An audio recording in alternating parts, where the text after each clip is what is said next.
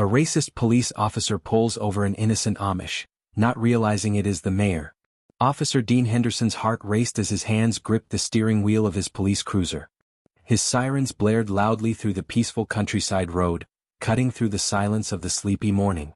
He wasn't one for wasting time, but today his gut told him something didn't sit right with the driver ahead of him. The figure behind the wheel wore a long dark coat and a broad-brimmed hat, classic Amish. Dean scowled, his suspicion flaring. It wasn't common to see an Amish man on the road this early, driving such a fancy horse-drawn carriage without the usual horse. It looked out of place and Dean wasn't in the mood for oddities. He quickly flicked on the lights and pulled up beside the carriage. His eyes narrowed. "Pull over," Dean yelled, his voice commanding. The Amish man didn't flinch. Instead, he slowly guided the horse-drawn vehicle to the side of the road, as though he had all the time in the world. Dean's mind was racing. "Another stubborn one," he muttered. He stepped out of the cruiser, adjusted his uniform and moved towards the carriage. He approached the window and knocked on the glass.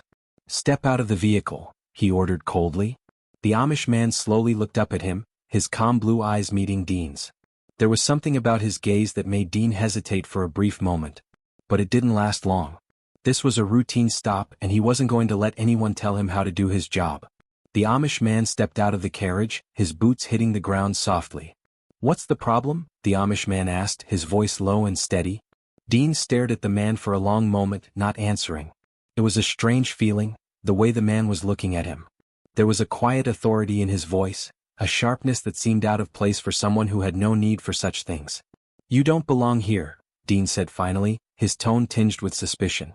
"Why are you on this road, driving around like you own it?" The Amish man's eyes flickered, but he said nothing. The awkward silence stretched longer than Dean was comfortable with. Dean was about to demand identification when he caught a flash of movement from the corner of his eye, a car approaching fast. A sleek black sedan came into view, its engine roaring as it raced down the road.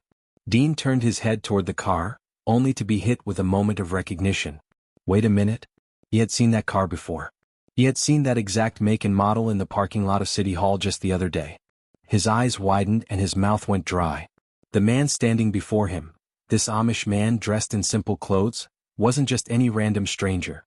Dean's blood ran cold as he connected the dots in his mind. No, it couldn't be. Just then the door of the sedan opened and a tall figure stepped out. Dean's heartbeat quickened as he saw the face he hadn't expected to see in a million years, Mayor Thomas Whitmore. The same mayor who had signed off on community projects, worked with police and hosted fundraisers. The same mayor who had spent years building his career with charm, generosity, and leadership. But now, he was here, standing on the side of the road with the very Amish man Dean had just stopped. The mayor's sharp gaze swept past Dean, falling on the Amish man. His eyes flickered with what looked like shock. "Jonathan," Mayor Whitmore said, his voice unsteady, "is it really you?" Dean's stomach churned as the realization hit him like a ton of bricks. This wasn't just an ordinary Amish man. The person standing before him was Jonathan Whitmore, the mayor's estranged brother, a man he hadn't seen in years, and a man Dean never imagined he'd run into under these circumstances. The mayor and his brother hadn't spoken in decades. No one knew exactly why, but the divide had been bitter. The tension in the air was thick, and Dean felt his hands shake as he tried to process everything that had just happened. He looked from Jonathan to the mayor, unable to make sense of what was unfolding. But then the mayor took a step closer, his voice trembling. "What's going on here, Jonathan? Why have you been hiding?" Jonathan, the Amish man, stood silent, his posture unwavering. He didn't offer an explanation. Instead, he turned to Dean, his calm eyes meeting the officer's gaze. And for the first time, Dean felt his body freeze as if time itself had stopped. "I'm not hiding from anyone, Mayor," Jonathan finally spoke, his voice steady but firm. "But I think you know why I'm here." Dean felt his throat tighten. He couldn't believe what he was hearing. This was no ordinary traffic stop. It was a moment that would change everything. Then, as if in slow motion, the mayor turned to Dean, his face now red with anger. "You don't know who you're talking to, officer. This is my brother, the mayor of this town. And you just pulled him over, disrespected him." Dean felt his heart skip a beat. He hadn't just made a mistake. He had made the biggest mistake of his life. Before he could say anything, the mayor's next words cut through the air like a knife. "You've just sealed your fate." The shock of it all hit Dean like a slap in the face, and he stood there, frozen, unsure of what would come next. What would happen now? Would the mayor press charges? Would Dean lose everything he had worked for? And who was Jonathan really? What had he been hiding all these years? The questions raced through Dean's mind, but answers seemed impossibly far away. And as Jonathan turned his back and walked away with the mayor, Dean's world was shattered, and he could only stand there, trembling, wondering what had just happened and what the consequences would be. Dean's hands were still shaking as he stood in the middle of the road, watching the mayor and his brother walk back to the sleek black sedan. The sound of the engine revving, the tires skimming the pavement as it sped off into the distance, echoed in his mind like a warning. A warning he hadn't been prepared for. He tried to breathe to steady himself, but the weight of the situation was suffocating. What had just happened? He just pulled over the mayor's brother, the very same mayor who held his future in his hands. He had been so sure of himself when he'd pulled over Jonathan, but now he was starting to feel the gravity of the mistake he'd made. Dean glanced at the abandoned carriage, empty now except for a faint trail of dust left in its wake. He stood there, frozen for what seemed like hours. His thoughts were racing, spinning wildly. The Amish man, Jonathan Whitmore, hadn't said much, but Dean could sense something different about him.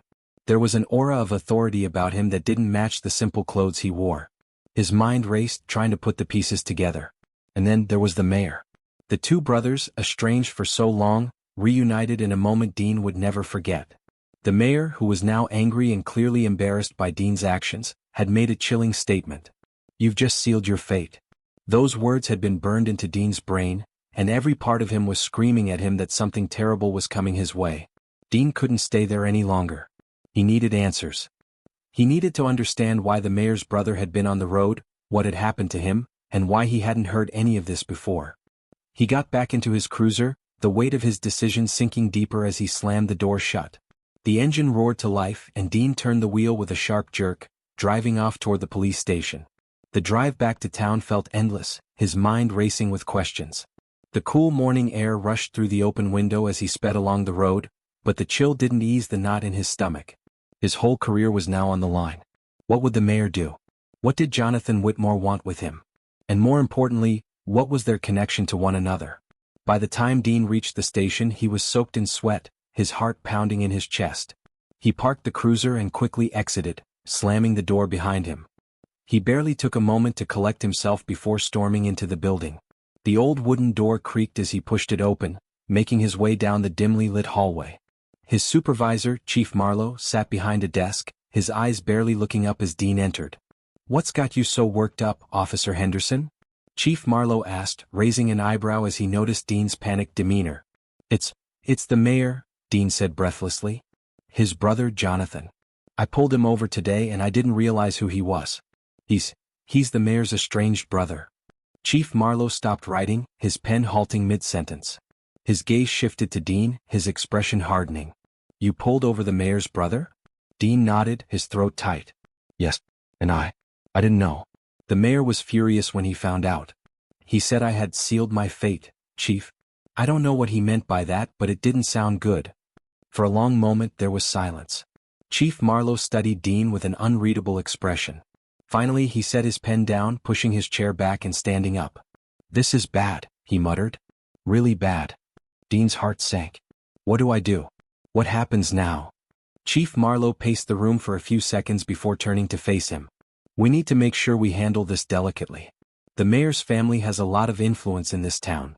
The last thing you want is to make an enemy of him. He could cause you a lot of trouble." "But Chief, I didn't know," Dean protested. "I was just doing my job." "I know, Dean, but that doesn't matter now. The mayor will make sure this gets swept under the rug, and you'll be left with the fallout if he decides to turn this into something more." Dean's mind raced.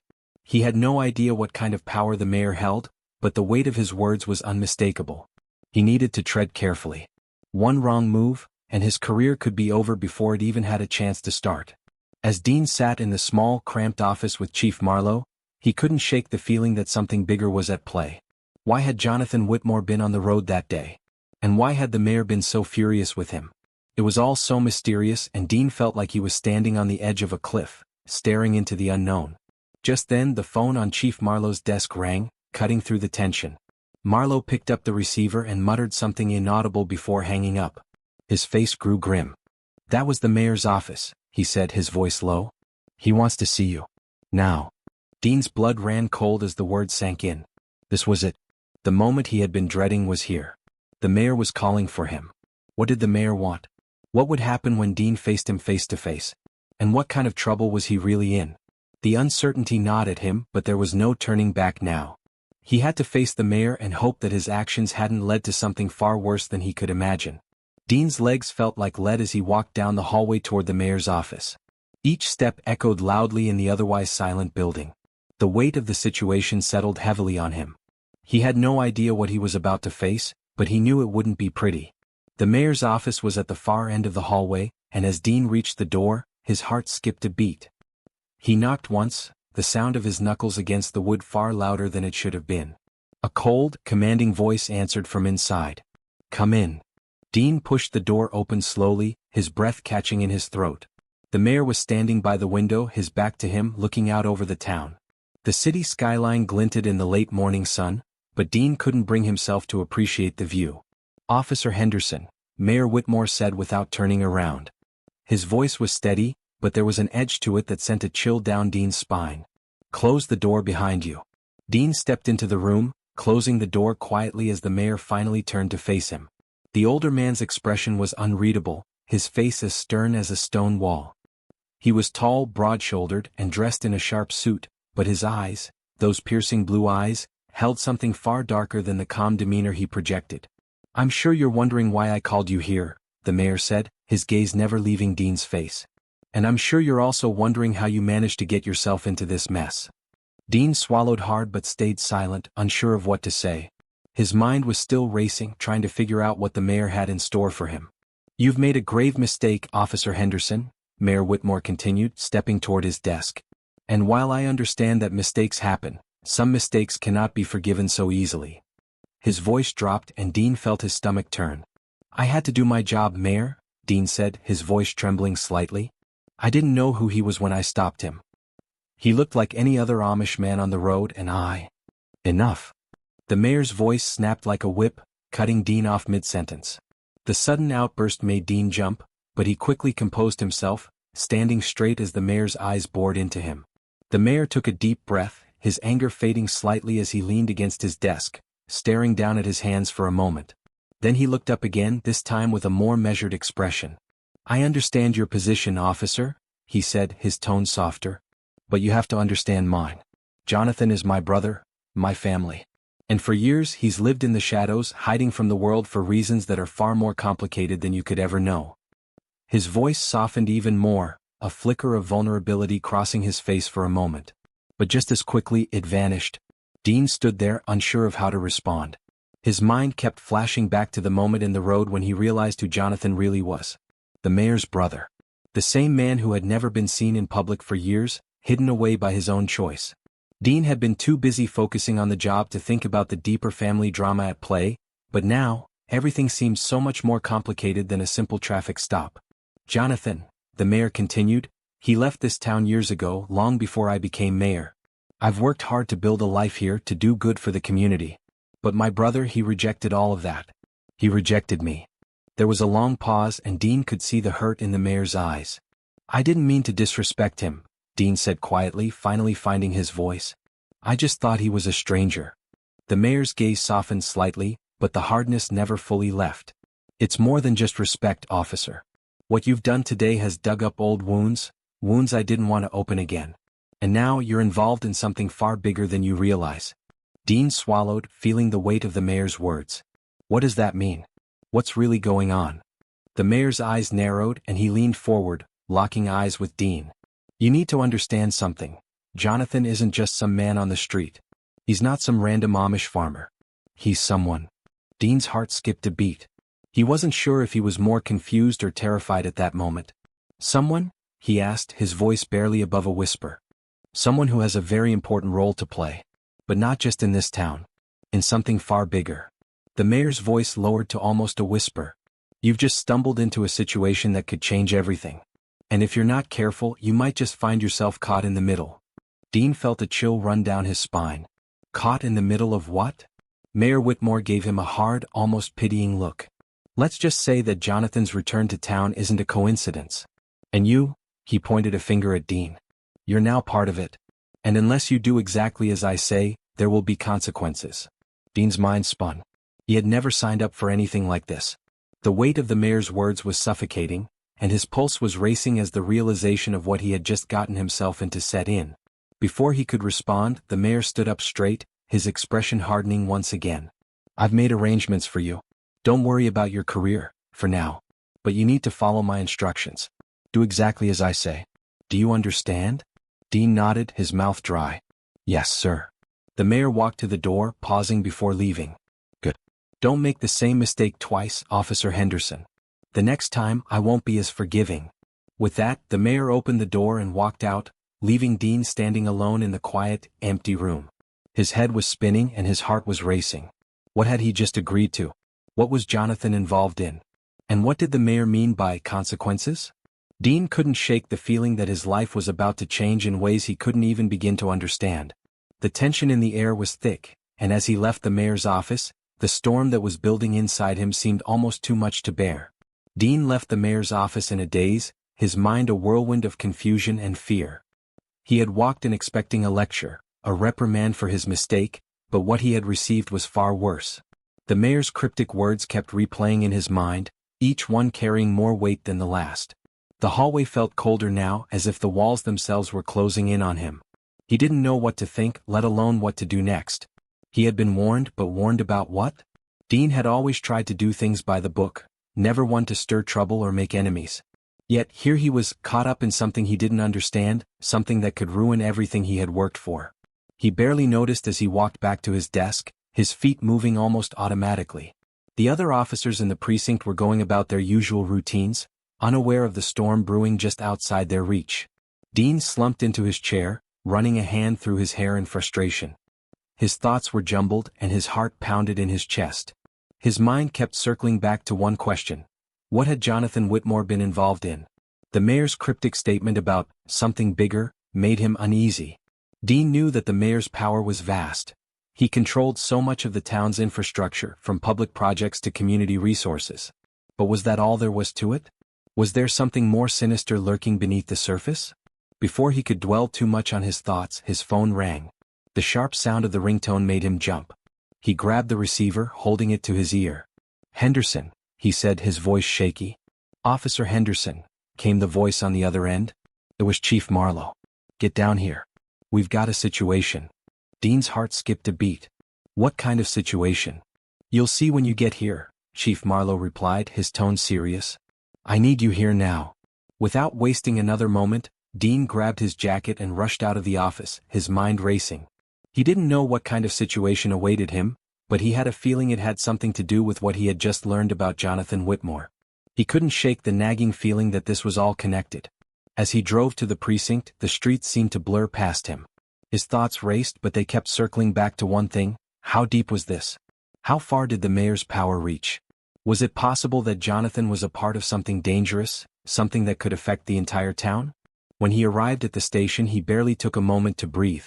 He rushed inside, where Chief Marlowe was waiting for him, looking even more serious than before. Come with me, Marlowe said, leading Dean through a set of back hallways toward the interrogation room. Dean's pulse quickened as he followed. He had no idea what to expect, but he knew that whatever it wasn't going to be good. As they entered the room, Dean saw a man sitting at the table. His clothes were disheveled, his face bruised and battered.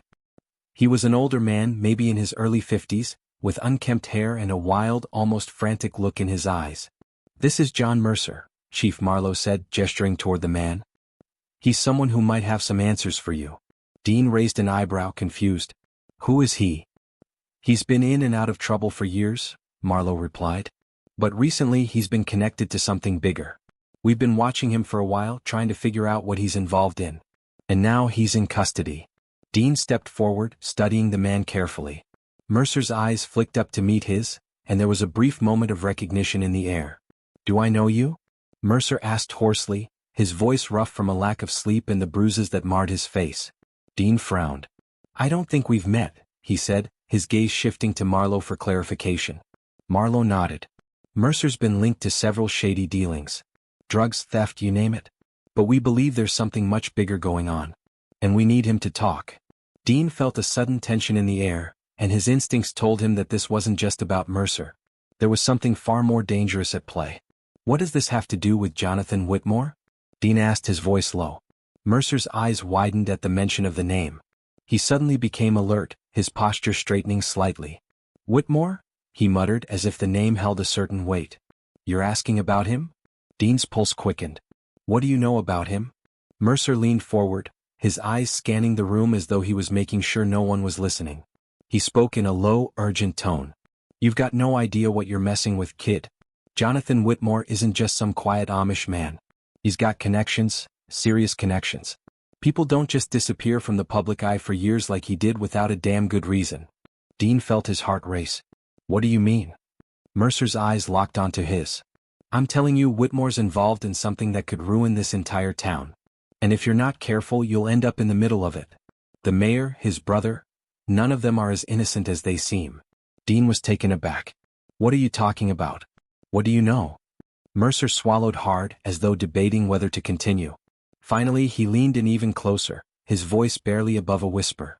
You need to get out of this town, kid, he said urgently. This thing's bigger than you think. The mayor's been involved in deals you wouldn't believe, deals that go way beyond anything the public's ever seen. And Jonathan? He's been pulling the strings from the shadows. Dean's mind was spinning. Every word Mercer said made his blood run colder. His pulse pounded in his ears and he struggled to keep his composure. What's going to happen? Dean whispered. Mercer's lips curled into a bitter smile. If you're lucky, you'll get out of it with your life. But if not, he trailed off, the threat hanging in the air like a heavy fog. Before Dean could respond, there was a loud bang on the door. Chief Marlowe stepped forward, his face pale. We've got a bigger problem, he said grimly. We just got word, Jonathan Whitmore has disappeared. Dean felt his stomach drop. What did this mean? Was Mercer telling the truth? Was the mayor really involved in something far darker than he had imagined? And now, with Jonathan gone, what would happen next? The questions swirled in Dean's mind, but one thing was certain. Things were about to spiral out of control. Dean's heart raced in his chest as the words "Jonathan Whitmore has disappeared" echoed in his ears. His mind was still trying to make sense of everything that had happened in the last few hours. First, he had pulled over the mayor's brother, not realizing who he was. Then he had found himself pulled into a dark web of secrets involving the mayor and his estranged brother. Now, the very man who had been at the center of it all had vanished. What do you mean, disappeared? Dean asked, his voice tight with anxiety. He looked from Chief Marlowe to Mercer, who had a faint, knowing smirk on his face. The town's been looking for him, Chief Marlowe replied, his tone grim. No one's seen him since this morning. His brother, the mayor, is in full panic mode. We don't know if he's run or if something's happened to him. Dean felt the tension in the room climb higher. The air around them seemed to grow heavier, as if the building itself was holding its breath. Did the mayor know about this? Dean asked, his eyes narrowing. Of course, Marlowe said, shaking his head. But we couldn't get much out of him. It's all hush-hush. He's trying to keep this under wraps. Dean could feel the pressure mounting. He knew that the mayor's reaction to his brother's disappearance wasn't just about family concern. It was about something far bigger, something that had remained hidden for too long. Mercer, still sitting at the table with his hands bound, shifted slightly in his chair. His eyes never left Dean's as he spoke. You don't get it, do you? The mayor isn't just panicked because his brother's gone. He's panicked because he's about to lose control of everything. Dean's gut twisted. He had the feeling that Mercer knew far more than he was letting on. What are you talking about? Mercer gave a hollow laugh, his voice raspy. You're in over your head, kid. The Whitmore family? They've been running this town for years. But not just that, they've got ties, deep ties. The mayor's been keeping things quiet, pulling strings from behind the scenes. And Jonathan? He's been the one pulling the real strings. Dean was struggling to keep up. The mayor, a man who had built his entire career on charm and public service, was involved in something far darker than he had imagined. And Jonathan, the quiet, reclusive brother, had been the one orchestrating it all from the shadows. So, what's the next move? Dean asked, his voice strained. Mercer leaned forward, his eyes filled with a mixture of fear and defiance. The mayor will do whatever it takes to keep this quiet. You won't hear anything from him, not unless you go digging. He's going to blame it on everyone but himself. But I know the truth. Dean's mind was racing. He needed answers. And if Mercer had any, he was going to get them, whether he wanted to share them or not. I'm listening, Dean said, his voice low. There's a reason Jonathan's been hiding all these years, Mercer said, his voice dropping to a whisper. He didn't just leave because of family problems. He's been keeping tabs on someone. Something that could destroy the Whitmore name. And now that he's gone, the mayor's in damage control mode. But the truth is the mayor's in too deep. You want to know what they're really involved in? Drugs, arms deals, money laundering, the works. But none of it ever hit the public eye because Jonathan kept it all buried. Dean felt like the ground had shifted beneath him. He couldn't believe what Mercer was saying, but a part of him, something deep inside, knew that this wasn't a lie. It all made sense now. The mayor's cold reaction to his brother's disappearance. The urgency. The fear in his eyes when Dean had pulled Jonathan over. The mayor wasn't just worried about his brother. He was terrified of what would happen if the truth came to light. "You've got to stop this, officer," Mercer said, his voice pleading now. "The Whitmore family is far more dangerous than you think. They'll stop at nothing to keep their empire intact. And if you're involved with them now, if they think you know too much, you'll become a target. You won't make it out of this town alive." Dean's chest tightened. His hands clenched into fists at his sides. He couldn't just walk away. He couldn't forget about this.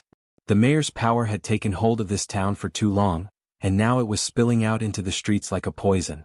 "I need to find Jonathan," Dean said, his voice steady but filled with determination. "I need to know where he is and what he's hiding. If what you're saying is true, this is bigger than just the Whitmore family. It's about the entire town." Mercer's eyes flickered with something between fear and respect. "You're making a big mistake. But if you're really set on this, you need to start by getting to the old barn on the outskirts of town. That's where Jonathan used to hide out. But you won't find him there, not unless you know where to look. The barn's just a front. The real secret's deeper." Dean nodded. "Where's the real place?" Mercer hesitated, his gaze darting around the room as if searching for an escape. "I'll tell you, but you need to promise me something. When this is all over, if you make it out alive, you leave. You get out of this town and never come back. You'll never be able to trust anyone here again." Dean didn't answer immediately. His heart was pounding, and the thought of everything Mercer was saying left a bitter taste in his mouth. But he couldn't stop now. There was too much at stake. Finally, Mercer leaned in closer, his voice dropping even lower. "There's a cabin in the woods. It's hidden away, off the main roads. You'll never find it unless you know exactly where to look. That's where Jonathan's been hiding. That's where you'll find the answers you're looking for." Dean stood up, his mind already running through the next steps. "I'll find it. I'll find him." But as he turned to leave, something Mercer said made him stop in his tracks. "They'll be watching you, you know," Mercer called out, his voice growing quieter with each word. "They know who you are now. They know you're asking questions. And when they come for you, it'll be too late." Dean's blood ran cold as he walked out of the interrogation room, heading for the door. He didn't know who they were, but he knew one thing for sure. He was already in too deep to turn back. What was waiting for him at the cabin? Was Jonathan really hiding there, or was it another trap? And who exactly was watching him now? The questions swirled in Dean's mind as he stepped into the night, knowing that whatever happened next, there was no going back. Dean didn't sleep that night.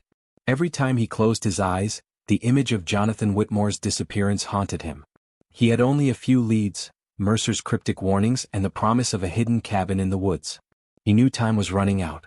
If he didn't find Jonathan soon, whatever was buried in the Whitmore family's past would remain locked away forever, and the power the mayor held would continue to control the town. The sun had barely risen when Dean slid into his police cruiser and drove out of the station. The roads were still empty, the streets quiet, but the weight of the day ahead pressed heavily on him. The barn Mercer had mentioned was on the outskirts of town, tucked away where no one could easily find it. But the barn wasn't the end of the trail, it was just the beginning, a decoy. He took a deep breath as he drove, trying to steady his nerves. As he passed the last houses on the edge of town, the road began to twist and turn, the landscape around him growing more desolate. The trees were dense and the air grew heavier with each mile. The cabin Mercer had mentioned was deep in the woods, hidden and off-limits to anyone who didn't know where to look. Dean slowed down as he approached the spot Mercer had described. The GPS on his phone showed nothing but a patch of trees, the road barely visible beneath the thick canopy above. He parked the cruiser off to the side and stepped out into the damp morning air. The silence around him was almost suffocating, broken only by the sound of the occasional bird or rustling leaves. He checked his gun, making sure it was secure in its holster, then began walking through the underbrush. The woods felt different here, thicker, more oppressive, as if the trees themselves were hiding something. After about 15 minutes of pushing through thick foliage, Dean's eyes caught something. a small weathered sign barely visible beneath the overgrowth. The sign had once said private property, but it was half rotted, the letters barely legible. Dean's pulse quickened. He wasn't sure why, but something about this place felt wrong. He pushed further into the woods, his boots crunching softly against the dry leaves beneath him. Every step took him deeper into the unknown, and the tension in his chest grew tighter with each passing minute. As he rounded a bend in the path, a shape appeared through the trees, a small, unassuming cabin tucked away in a clearing. Dean's heart skipped a beat. It was the cabin. He moved closer, his senses on high alert. The cabin looked abandoned, the windows boarded up, the door hanging crookedly on its hinges. But Dean knew better than to assume it was empty. Something told him that whoever had been here before hadn't left quietly. He approached the door slowly, his hand hovering over the knob. The silence was so thick it felt like it was pressing against his ears. He twisted the handle, and the door creaked open with a long drawn-out groan. Inside, the air was musty and dust covered everything. The floorboards creaked underfoot as Dean stepped inside, his flashlight cutting through the darkness. The small cabin was sparsely furnished. Nothing more than a few old chairs, a table, and a large fireplace. But there was something odd about it. The place felt like it had been abandoned for years, yet the air was too still, too heavy. Dean's eyes scanned the room, looking for anything that might point to Jonathan's whereabouts. He moved carefully, trying not to disturb anything.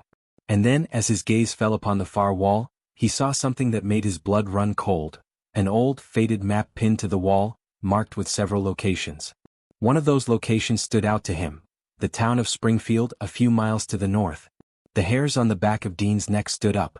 He recognized that name. Springfield was an old, forgotten part of town, known only to a handful of locals. It had been abandoned for years.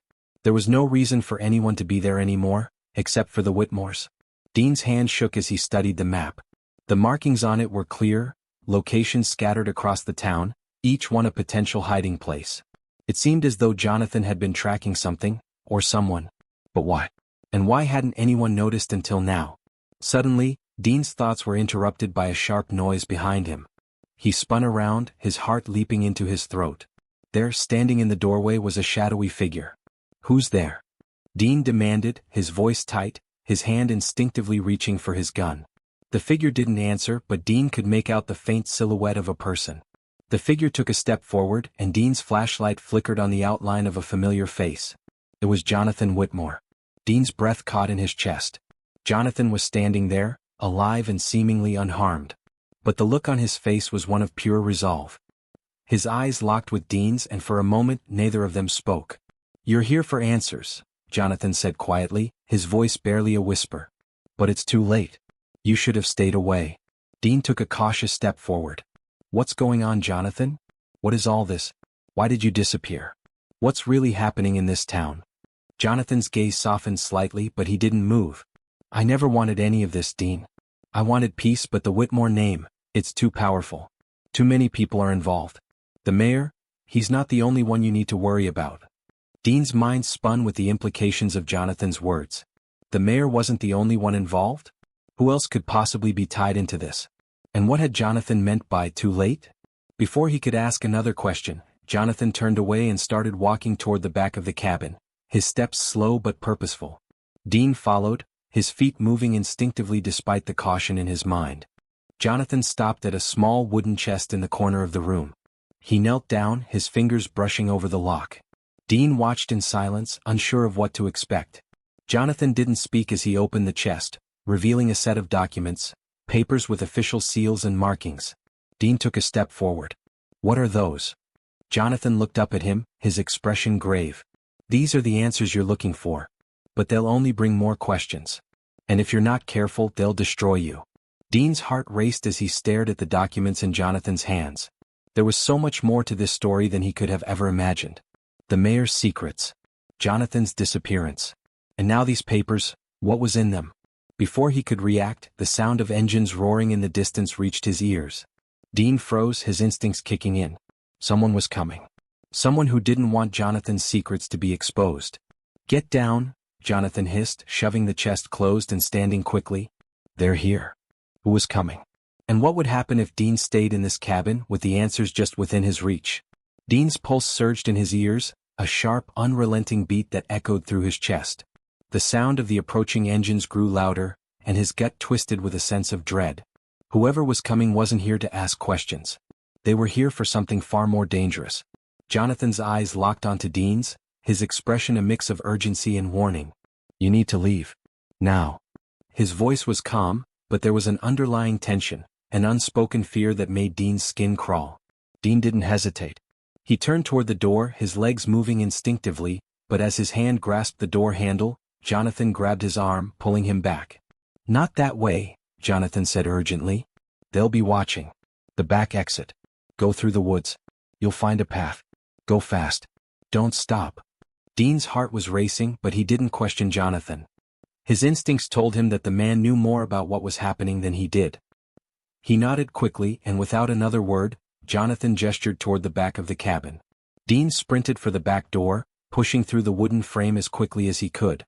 He could hear the heavy thrum of the engines now, too close. The tension was palpable, and his mind raced as he darted into the thick woods behind the cabin. His boots thudded against the earth, his breath coming in sharp, ragged gasps. The trees around him seemed to close in, the shadows thick and overwhelming as he pushed through the underbrush, trying to follow the path Jonathan had spoken of.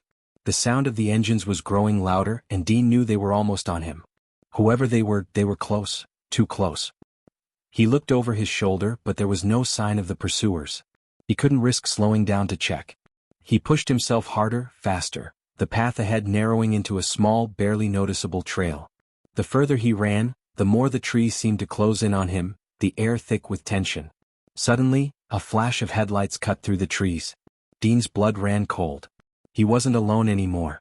Without thinking, he veered off the trail, ducking behind a thick cluster of trees. His breathing slowed as he tried to stay as still as possible. He heard the rumble of the engines pass by, followed by the screech of tires as a vehicle skidded to a halt somewhere nearby. Dean's muscles tensed, and his hand instinctively went to the gun at his side. The faint sound of voices reached his ears, but they were too far away for him to make out the words. He clenched his jaw, trying to stay hidden, trying to stay unnoticed. He couldn't afford to be caught. Not now. He waited, every muscle in his body coiled like a spring. The voices grew louder, and he could hear the faint crackle of radio static. Someone was talking into a radio, directing the others. It was clear now, these people were searching for something. Or someone. Dean didn't know how much longer he could stay hidden. He needed to move. He needed to get back to town and figure out what had just happened, what Jonathan had meant about the mayor's involvement, and what secrets were hidden in the chest back at the cabin. But as he shifted his weight to prepare to move, a branch snapped beneath his foot. "Who's there?" a voice called out, sharp and commanding. Dean's heart stopped and his mind raced. They had heard him. There was no more time to hesitate. Dean bolted, his heart hammering in his chest as he ran through the woods. The ground beneath him seemed to shift and stumble, branches reaching out like grasping hands. He didn't look back, he couldn't afford to. His mind was fixed on the only goal he had now, escape. He reached the edge of the woods where the trees began to thin, but as he emerged into the clearing, a figure stepped into his path. Dean skidded to a halt, his breath catching in his throat. It was Jonathan. "What are you doing here?" Dean gasped, his voice harsh with the effort of running. Jonathan's eyes were wide, his expression grim. "They'll track you down if you don't leave. Now."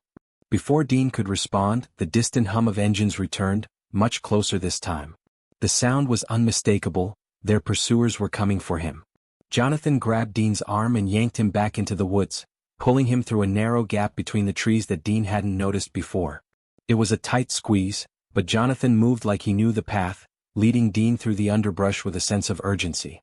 They moved quickly, every footfall blending into the next, the only sound the thudding of their boots against the forest floor. Dean could feel the weight of his breath in his chest, but there was no time to slow down.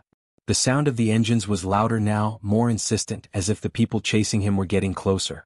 Finally, they reached a small clearing, a spot in the woods where the trees opened up to reveal a small, weathered shack.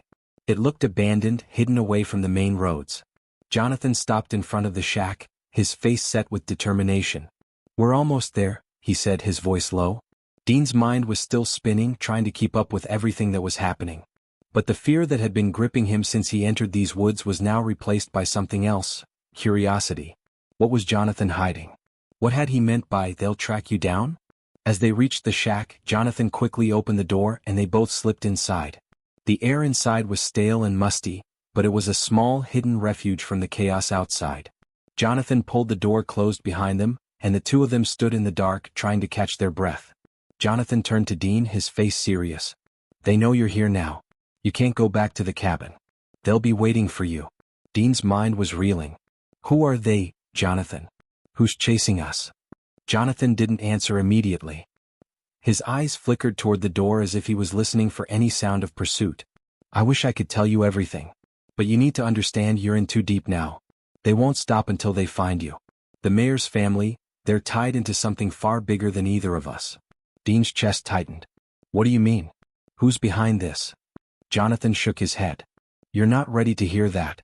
Not yet." Dean's frustration grew. "I need answers, Jonathan. Why are they after us? What's really going on here?" Jonathan hesitated, his eyes filled with regret. "You're asking the wrong questions, Dean. The right questions will get you killed." What was Jonathan so afraid of?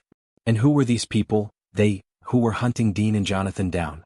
The answers were closer than ever, but Dean was starting to realize that finding them might be more dangerous than he could have imagined. The shadows in the room seemed to grow longer, and for the first time, Dean wasn't sure if he was ready for what was to come next. The tension inside the shack was suffocating, the walls seeming to close in around Dean. Jonathan's words hung in the air like an omen. "The right questions will get you killed." Dean could feel the weight of that warning pressing on his chest, suffocating him. Jonathan was pacing now, his face drawn tight with concern. "We need to get out of here," he muttered, more to himself than to Dean. "They'll find us soon. We don't have much time." Dean's mind raced. He still didn't understand the full scope of what was going on, but one thing was crystal clear now. This was bigger than just a simple traffic stop.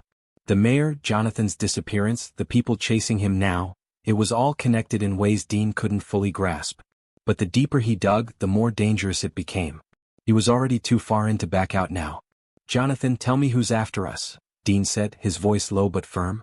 "I need to know who they are." Jonathan stopped pacing and turned toward him, his eyes tired but sharp. "You won't be able to stop them, Dean. I'm not saying this to scare you, but there's no one who's going to help us now. The people hunting us aren't just anyone, they're connected to everyone. The mayor's not the only one involved." Dean felt a chill at the words. "Who then? Who is it?" Jonathan's face hardened as he looked out the small window of the shack, the shadows growing longer as the sun began to set. "It's the people who hold the real power in this town, the ones who control the money, the businesses, the police."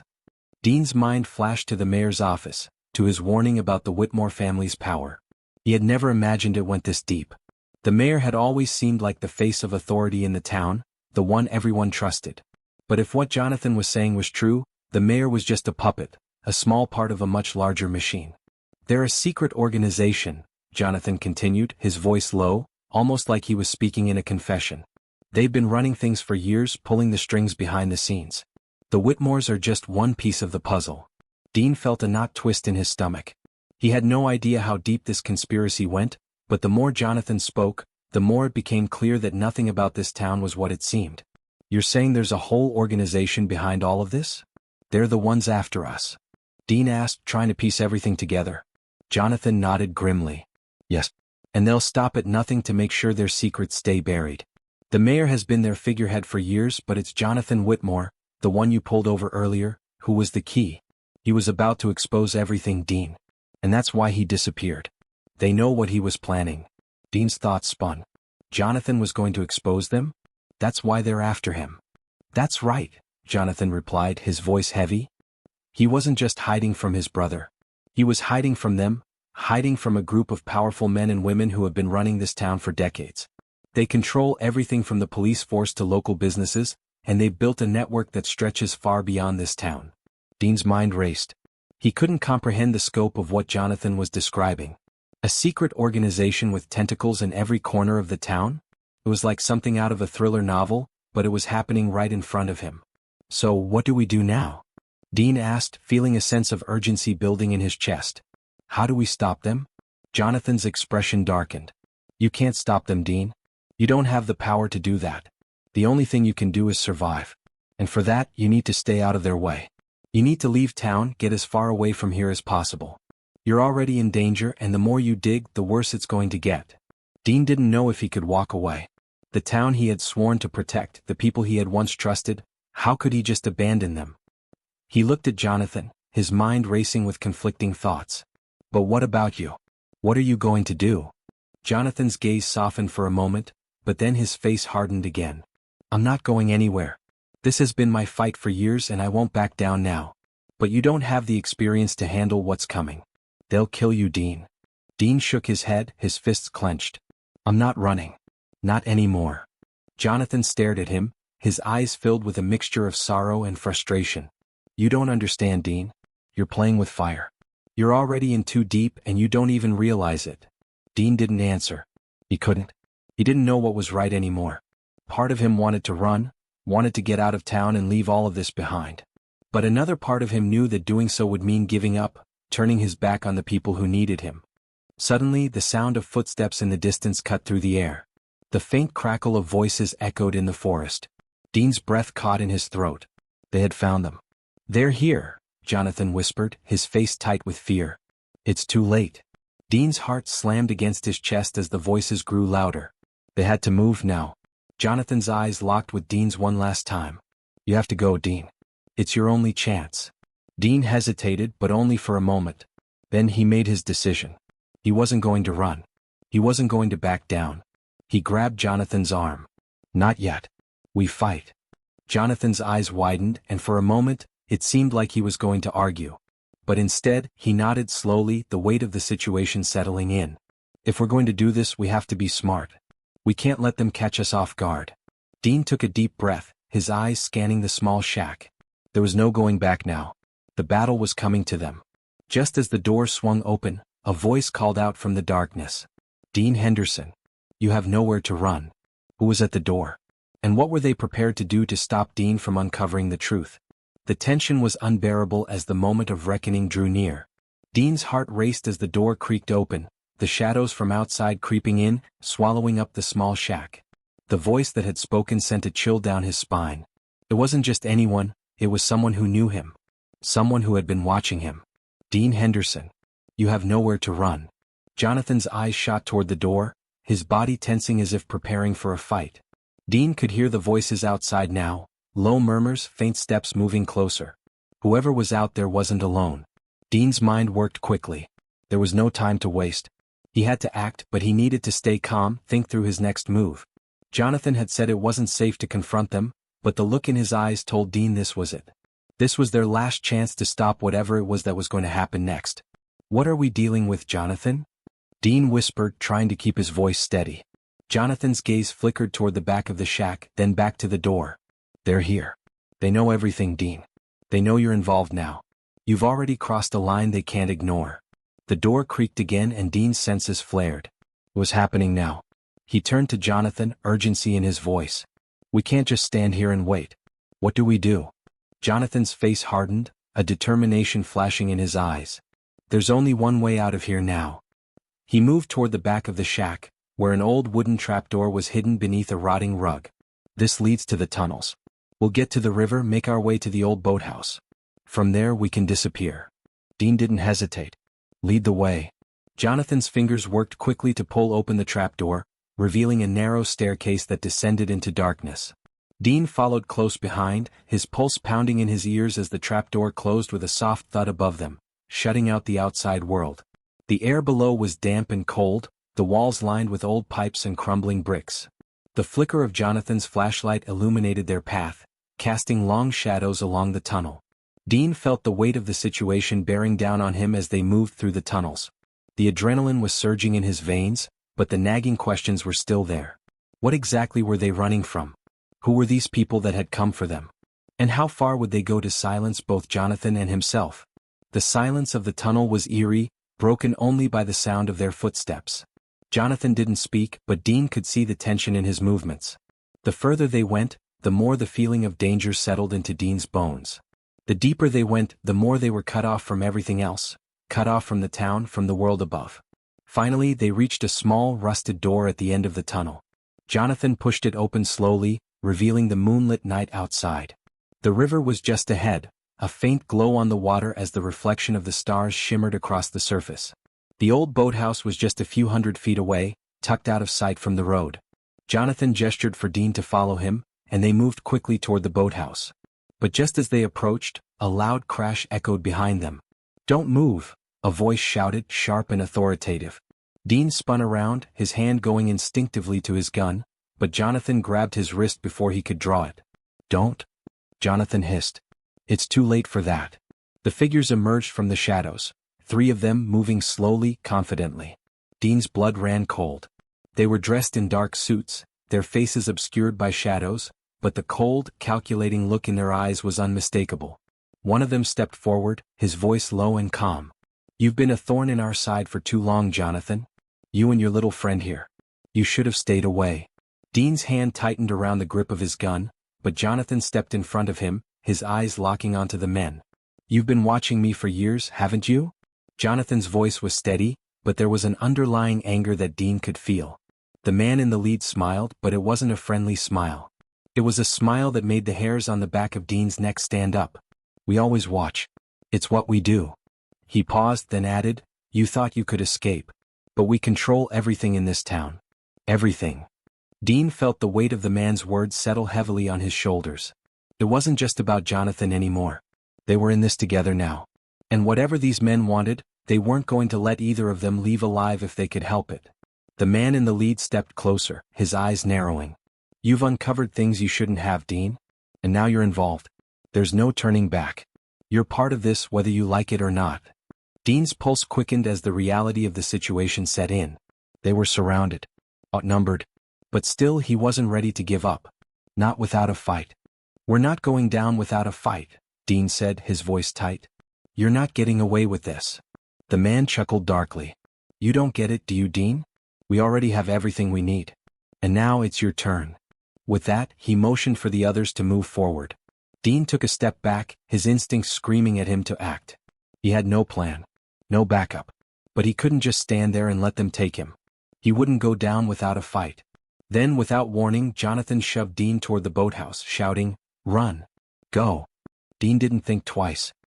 He bolted toward the door of the boathouse, his heart hammering as he heard the footsteps of their pursuers close behind him. Would they escape? Or was this the end of their desperate fight for survival? The boathouse doors creaked open as Dean ducked inside, praying it wasn't too late. The boathouse was old, the wooden structure creaking and groaning in the stillness of the night. Dean's heart hammered in his chest as he ran inside, his footsteps echoing off the damp floor. He didn't know how much time they had before their pursuers caught up, but he knew they had to act quickly. Jonathan slammed the door shut behind them and they both froze for a moment, listening. The sound of heavy footsteps grew louder as their pursuers approached the boathouse. Dean's mind raced, trying to think of a way out. The windows were too high, the door too thick. There was no way they could escape that easily. "Do you have a plan?" Dean asked, his voice strained. Jonathan was breathing heavily, his face set with determination. "We can't stay here long. They'll be here any second. But there's something in the back of the boathouse. Something that might help." Dean didn't ask what it was. He trusted Jonathan, even though he didn't fully understand the gravity of the situation. Jonathan had been hiding for years and now Dean was caught in the mess. But there was no turning back. They were in this together now. Jonathan moved quickly to the far corner of the boathouse, his eyes scanning the shelves and crates in the dim light. "This is it," he muttered, pulling out a small rusted metal box from underneath a pile of old fishing nets. He held it up for Dean to see. "This is what they're looking for. If we don't stop them, everything will unravel." Dean's curiosity was piqued, but the urgency of their situation made him ask, "What is it? What's inside?" Jonathan hesitated for a moment, glancing at the door. The pounding footsteps were getting closer. "It's evidence. The proof of everything they've been doing behind the scenes. If we can get this to the right people, we can expose them. But we need to get out of here first." Dean didn't hesitate. "We'll get it to the right people. I swear it." Jonathan nodded, then turned to the box, fumbling with the lock. The sound of metal scraping against metal echoed through the boathouse, making Dean's nerves spike. Come on," Jonathan muttered, trying to open it as quickly as possible. The door rattled as someone pounded from the outside, and Dean's heart skipped a beat. They were running out of time. "Jonathan, hurry up," Dean urged, moving toward the door, his hand hovering over his gun, preparing for what was about to happen.